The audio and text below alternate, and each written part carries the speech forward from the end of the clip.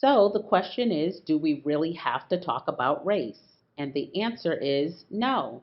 We don't have to talk about race. In fact, we don't have to talk about anything unless we choose to talk about it and feel it is worth the investment of time and energy.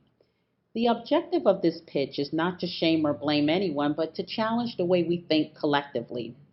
If we do not periodically acknowledge the need to assess racial equity in our society, in our homes, or within ourselves, we will reinforce the intergenerational trauma that people of color experience today. I would like to ask you not to despair as I speak, but to embrace the courage it will take to face this important reality. While you embrace the courage, know that you can make a difference in your circle of influence. You can make impactful changes that will go beyond a simple Black Lives Matter t shirt or sign in your front yard. But in order to do this, you will have to identify where you truly are with racial equity.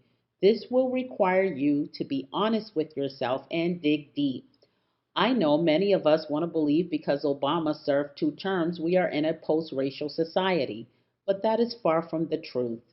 There are many who will not face this truth until reality hits home. I would like to ask you to accompany me on this brief journey as we travel through a time capsule from about 1865 to 1965. But let's backtrack a little bit. Slavery started in the United States around 1619. We feel very far removed from that. And so sometimes we wonder what's the big deal. Well, it's a very big deal because it supposedly ended in 1865, which is almost 250 years alone. That's a lot of time. So let's say, hypothetically speaking, it will take 250 years to clean up that gruesome history.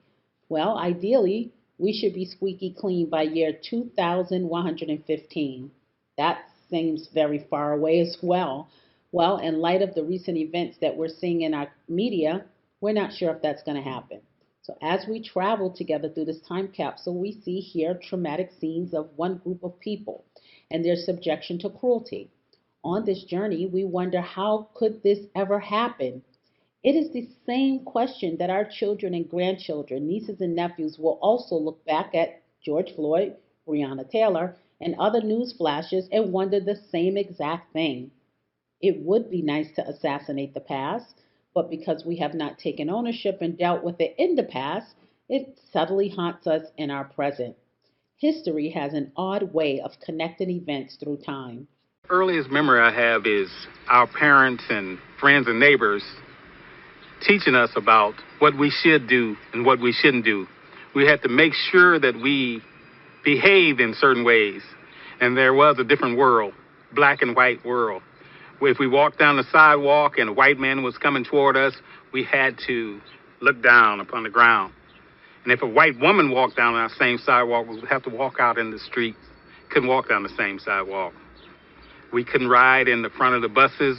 We couldn't use certain facilities, restrooms, and different things around town. If we wanted to go and buy a pair of shoes or clothing, they could only hold the shoe up. We couldn't try them on. We couldn't try on a cap.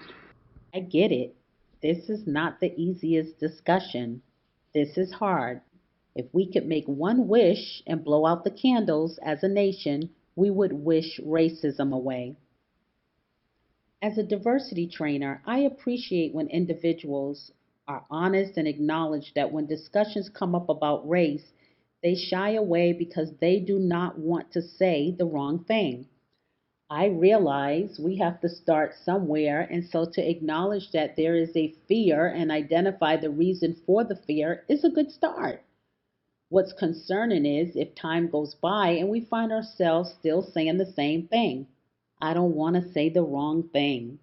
Truth be told, if we're not making progress, we are definitely going to say the wrong thing if we have not already. Shying away from race and racial discussions is not going to make racial issues disappear. The fears associated with these discussions on race actually symbolize our society's resistance to unmasking those subtle inequities, and for many, that's terrifying. Discussions on race can be very overwhelming because they can make the invisible visible. And this can create an overwhelming sense of fragility and for others, guilt. Let's say you're a new driver and you're driving and you reach a stop sign. And because of fear, you decide not to move forward. Fear that another car will come and there will be a collision. So you just sit there indefinitely. Well, eventually you will have to move forward because you will hold up traffic. You will cause other drivers frustration, and to regress will cost you a missed opportunity, loss of time, not including the time and frustration you may have caused others. The same energy it takes to regress or go all the way back to what's familiar and comfortable can be modified and used to progress and move forward. Metaphorically speaking, standing still at the stop sign for fear of saying the wrong thing can cause us to miss an opportunity that could have propelled us forward in the greater sense of connecting with other races. It can create a frustrating situation for those impacted and the driver who is afraid to move forward.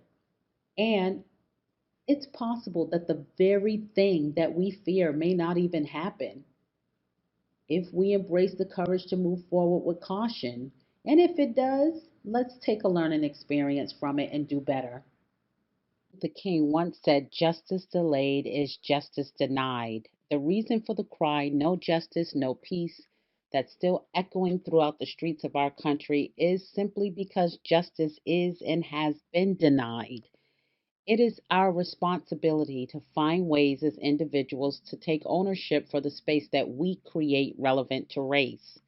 Creating a safe space to diplomatically discuss racial issues should not only happen when a person of color is killed or traumatized, but it should be created so that we can foster equity and respect in our social circles. As we wrap up this 8-minute discussion, remember, shying away from discussions about race or racial issues will not decrease your chances of offending someone, but it will increase it. Ignorance is not bliss. This doesn't mean all things in perspective that we have to talk about race all the time, but remember that safe space and use it.